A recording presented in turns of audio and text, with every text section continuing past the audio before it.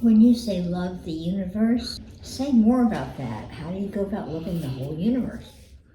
When God creates something, his creation represents his personality, his nature. And also look at another thing. See, God does not create everything the same. Every single one of his creations is different, very unique. Our mission strives to spread love and light to every corner. But to truly make a difference, we need your consideration. We're not asking for your donations. Instead, we invite you to subscribe to our mission. Simply hit that subscribe button, click the like, and ring the bell button to support. Every interaction counts. Every subscription, every like, every comment helps us with the mission. Together, we can make a difference. Subscribe now and be a part. Thank you so very much. Diversity, unity in diversity. All of us are. See, when we go outside, look at the tree out there. Not even two branches are alike. Not two leaves are alike. Not two flowers are alike.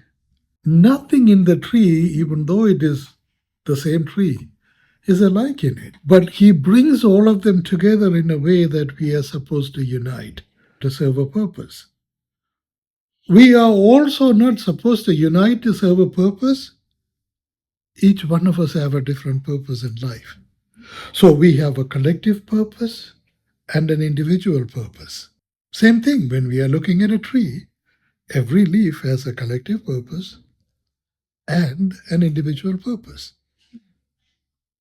See, when you are looking at any one of his creations with depth, as we are doing it now, as we have begun to do it now, then we can see his personality in it, purpose in it, his intention in it, and how he is doing all of these things with his own creation.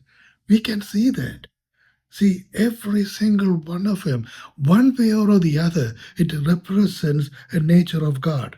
Every single one of them, of his creations, it represents the nature of God. And when we see that, how can we not love them? Because we see God in them. See, every single one of them is capable of expressing love. See, when we go in front of the plant, it can receive your love and it can give love back to you. How can you not love it?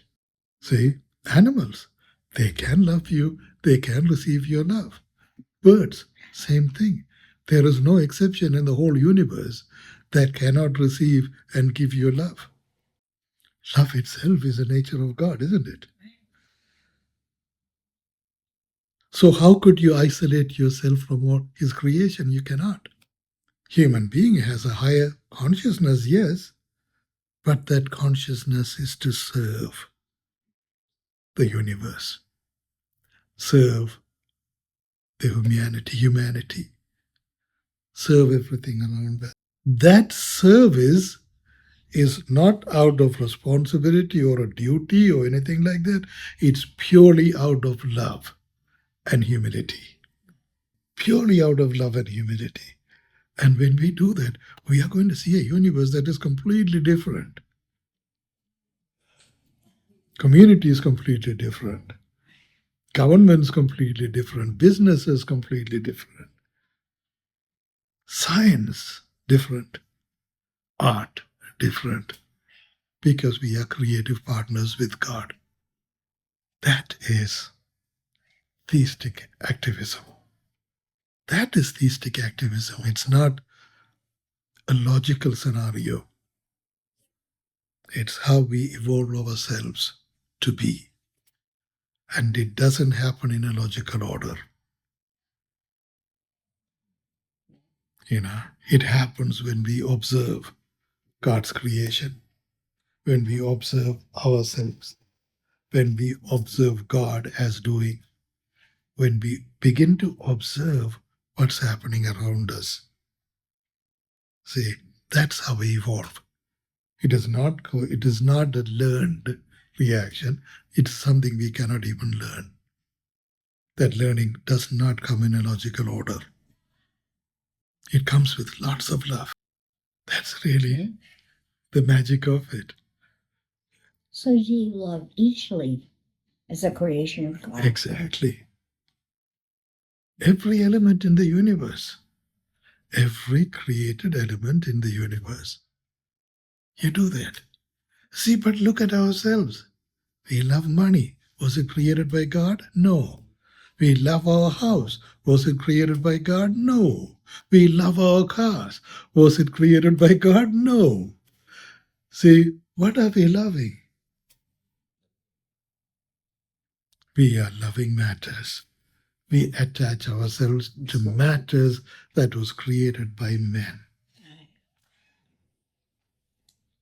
You see? And we disregard what is created by God.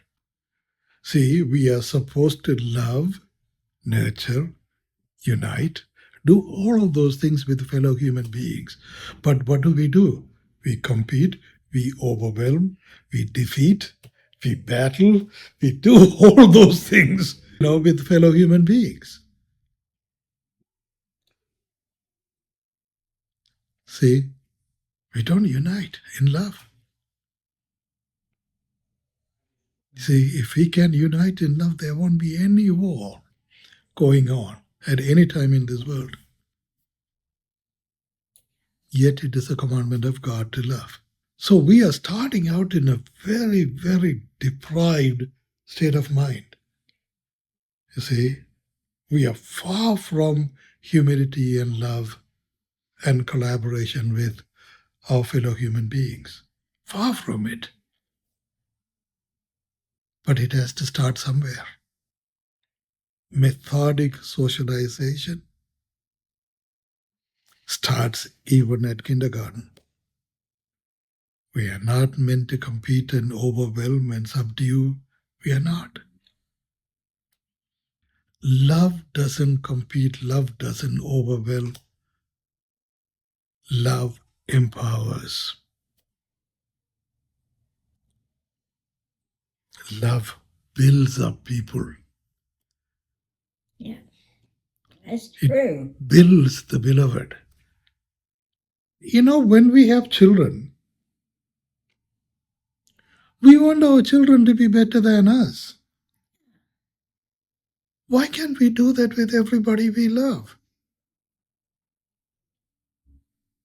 See, we don't want our wives or husbands to be better than us, but we want our children to be better than us.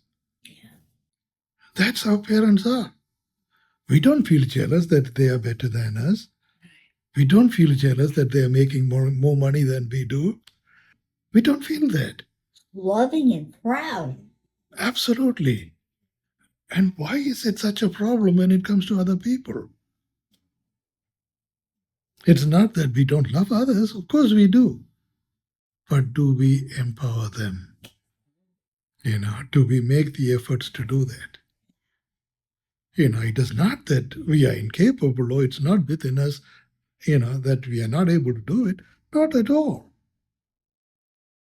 We do that all the time with our children.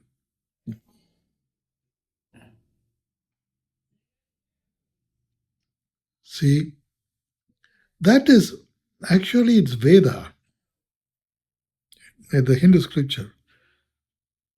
See, in Christianity, St. Paul calls us stewards of God's creation. But Vedas goes on to kind of describe it in a different way. And he says it's suzerainty. Suzerainty means empowering the beloved. So we are not just love the universe, we are created to empower the universe, all the created elements in the universe. That is Veda. St. Paul says we are created as stewards. Stewards for what? See, St. Paul says stewards for each other. Yeah, fine. But extend that to all of God's creations. Anthony, Mm-hmm. In loving the universe, Mhm. how do I love somebody in Sri Lanka that I don't even know? Don't worry about it. Okay. Just love. Okay. See, it's not a logical thing. Love is not logical. Right. You just love. Okay. See, you just love. And if you don't know how to love, ask God to take it over. Right. He'll communicate that through you. Don't worry about it. Just want to love, that wanting to love alone, just like God. I want to imitate God's love.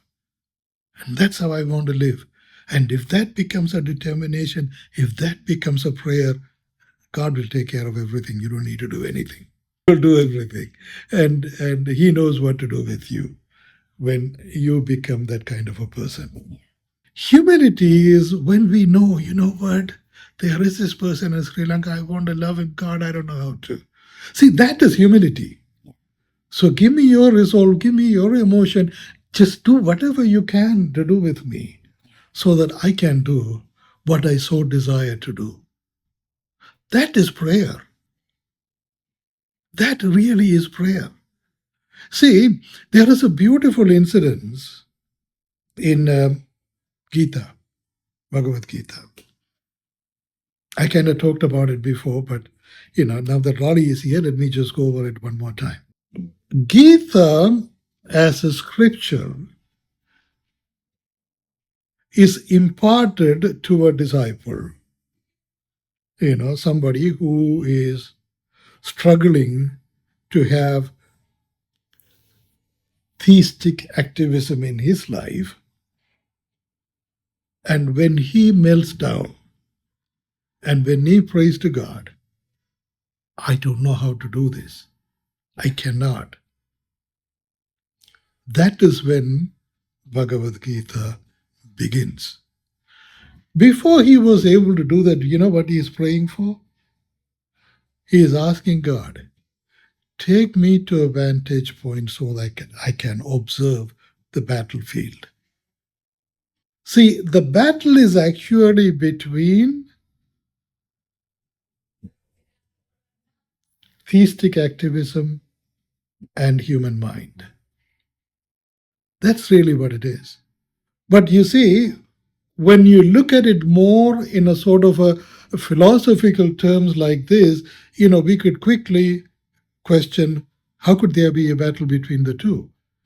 You see, actually, it's the people who are representing human mind and theistic activism. See, that is the battle that is going on.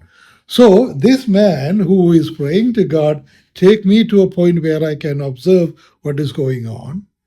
So he takes him to a vantage point where he is observing everything. And what he is seeing is, oh my God, I cannot do this. That's my cousin. That's my, my teacher. That is my uncle. That is my, friend. I cannot kill them. I cannot do any of this. Get me out of this. I don't want to do this. See, then the will of God is being revealed to him. The activities of God is being revealed to him where he observes. Where he sees, observes not the battleground, but the activities of God as he is doing. So that is where Bhagavad Gita begins. So in other words, what I'm trying to say is, see, in this scripture, theistic activism is much better described. Whereas in Bible, it is coming in the form of hints and mysteries. And it requires a lot of prayer to understand what is mentioned in the Bible. Whereas in Bhagavad Gita, it is plainly described. All you need is, some prayer to understand it, but it is not as much prayer as in Christianity. In Christianity, you have to pray a lot. You have to pray a lot, you have to meditate a lot, so that you could understand exactly what it means, especially in this context.